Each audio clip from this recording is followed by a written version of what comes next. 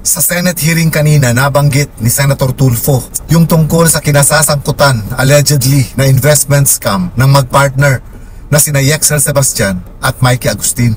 Ayon kasi kay Senator Tulfo, lumipad kaninang umaga papuntang Japan ang magpartner na ito.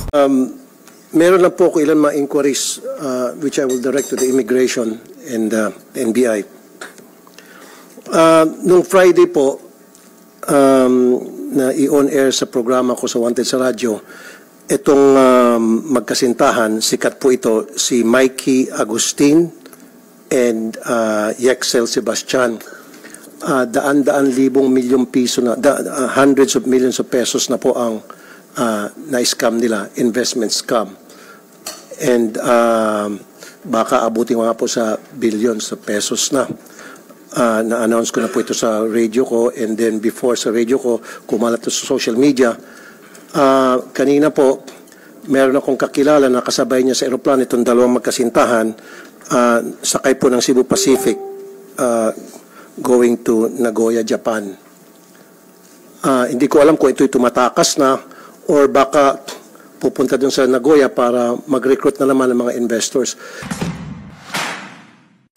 Is there any way, I know na kailangan ng whole departure order from the court bago nyo hindi mapasakay yung isang taong gustong bumiyahe.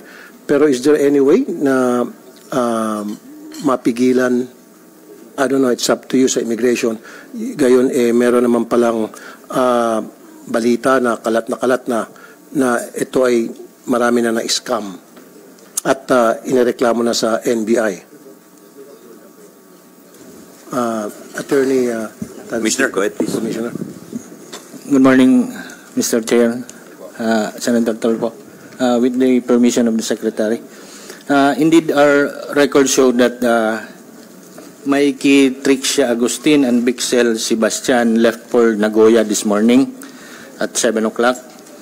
And based on our records, the two subjects have no whole departure order, and in fact they have no derogatory record based on our database, other than a whole departure order that can be issued only by a regional trial court upon a case filed.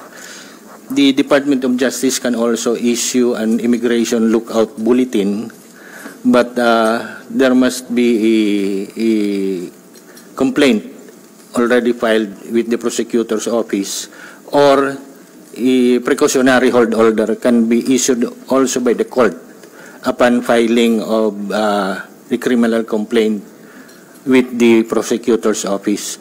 So, as of now, we have no reason to hold the departure of the two subjects.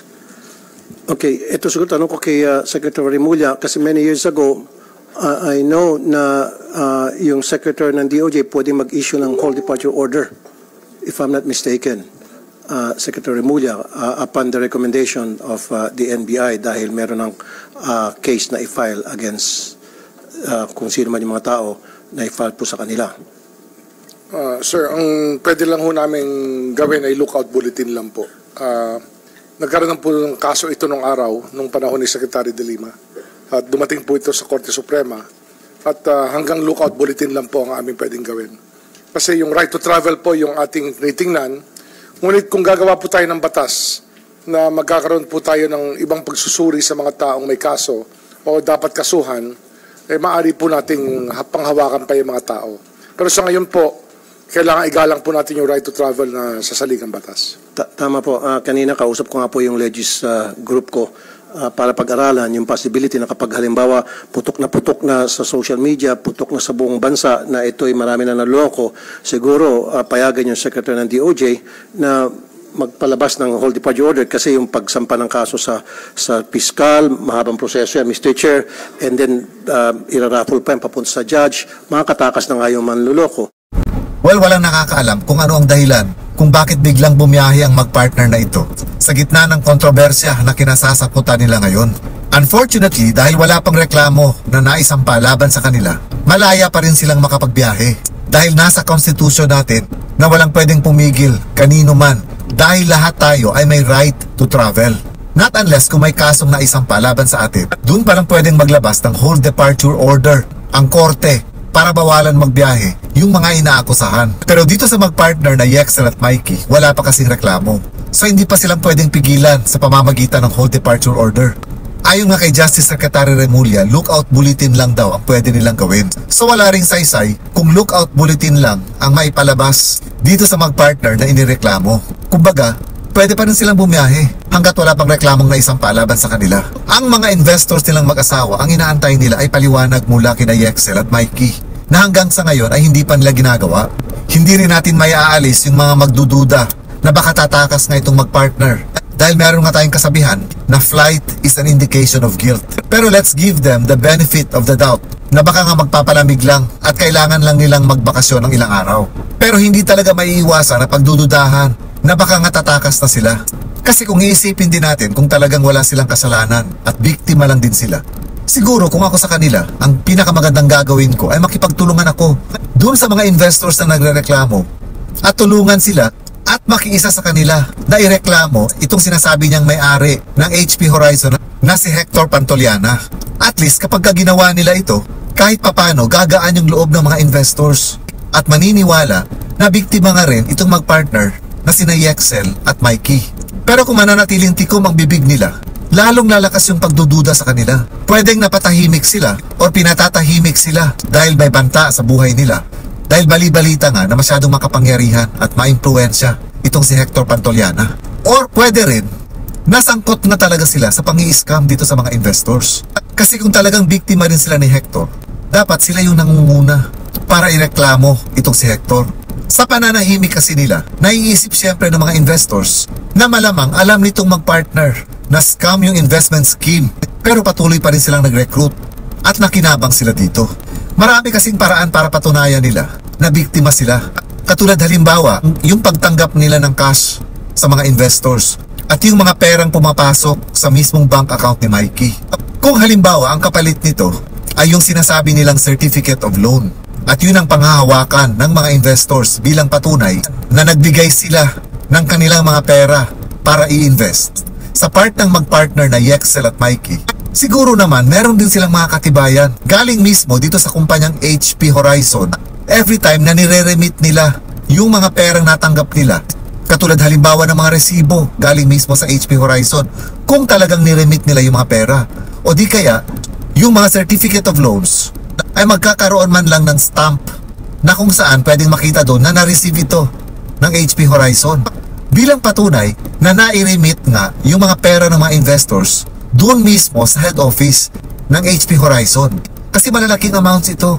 Hindi ito mga pipitsuging amount lang. So kahit sinong matinong tao, hihingi talaga ito ng katibayan o ng resibo every time na magkaroon ng remittance. So kumbaga, sinasabi ko dito, kung ang pinanghahawakan ng mga investors ay yung certificate of loan, so sina Yexel at Mikey, bilang sila yung mga agents na tumatanggap ng mga pera nitong mga investors, siguro naman meron din silang mga katibayan or proof para magpapatunay na nai-remit nila lahat ng mga perang natanggap nila dun sa HP Horizon. So siguro kung talagang interesado sila na tulungan itong mga investors, isa ito sa pwede nilang ipakita sa mga investors nila na wala sa kanila yung pera at nai-remit nila lahat ng natanggap nila dun sa HP Horizon. Or even mga screenshots ng pag-uusap nila between them and HP Horizon. Kung halimbawa walang resibo, kahit man lang siguro sa mga messages ay may confirmation na nagsasabi halimbawa, o ito natanggap ko itong investment ni ganito ganyan. Ngayon ipapadala ko ito sa inyo, so paki-acknowledge na lang. Kasi napaka-imposible na hindi hihingi sina Yexel at Mikey sa HP Horizon ng acknowledgement na natanggap ng kumpanya yung remittances nila. So ilan dito sa mga pruweba sana na pwedeng ipakita ng magpartner sa mga investors nila bilang sila yung mga ahente, just to prove na wala sa kanila yung mga pera, na hindi nila ginamit yung mga pera. Ngayon kung hindi nila ito mapapatunayan, maaaring totoo nga yung pagdududa tungkol sa kanila na shareholder sila nung kumpanyang HP Horizon. Kumbaga hindi lang sila mga agents, kung hindi part owner sila nitong kumpanya. Hindi naman kasi tama na basta na lang nila tatakasan ito mga kawawang mga investors na nagtiwala sa kanila o di kaya iiwan nila sa ere. Hindi rin sapat na sasabihin na lang nila na wala sa kanila yung perang ininvest at hindi sila ang may-ari nung kumpanya, nung investment scheme. Hindi ito ang mga kasagutan na inaantay ng mga kawawang investors. Dapat pinapakita ng mag-asawang ito yung simpatya nila dito sa mga kawawang investors. Dahil unang-una nga, sabi ko nga, sila yung kausap at sila yung tumanggap ng pera. At sila rin yung nag-i-issue ng mga certificates of loan na sinasabi. Hindi naman kilala ng mga investors itong si Hector. Sina Yexel at Mikey, kumbaga, sila yung mediator between HP Horizon and dito sa mga investors. And for this reason, sila dapat ang humaharap dito sa mga kawawang investors. Ngayon, kung takot silang harapin itong mga investors, baka nga totoo na may tinatago sila. Kung hindi talaga sila guilty at totoo nga yung sinasabi nilang biktima rin sila nitong investment scam na ito, sana makiisa sila at tulungan itong mga kawawang mga investors. Huwag na sana nilang antayin na masampahan pa sila ng kaso dahil ito ay isang large-scale estafa. At kapag kanaisampa yung kaso at maglalabas ng arrest warrant, non-bailable ang kasong ito. Mas lalaki lalo yung problema nila. Kaya sana huwag nila itong takasan. Harapin nila yung mga investors nila. Kung hindi nila kaya dahil sa dami ng mga investors nila, hindi nila kayang isa-isahin, kahit man lang siguro pumili sila ng iilan dito sa mga nag-invest sa kanila ng malalaki. At ito na lang siguro ang magpapaliwanag dun sa iba pang mga investors. Hindi yung babiyahe sila ng Japan na parang walang nangyari. Sayang na sayang yung binild up nila na imahe nila. Magiging hindi maganda yung ending nila at maaaring mawala pa lahat ng naipundar nila. Abangan natin sa mga susunod na araw. Baka nga naman nagbabakasyon lang sila para magpalamig sa issue at babalik din naman sila ng Pilipinas. But for the meantime, hanggat nananahimik sila at wala silang sinasabi o hindi nila kinakausap itong mga investors, hindi mawawala yung pagdududa na sangkot na talaga sila dito sa investment scam.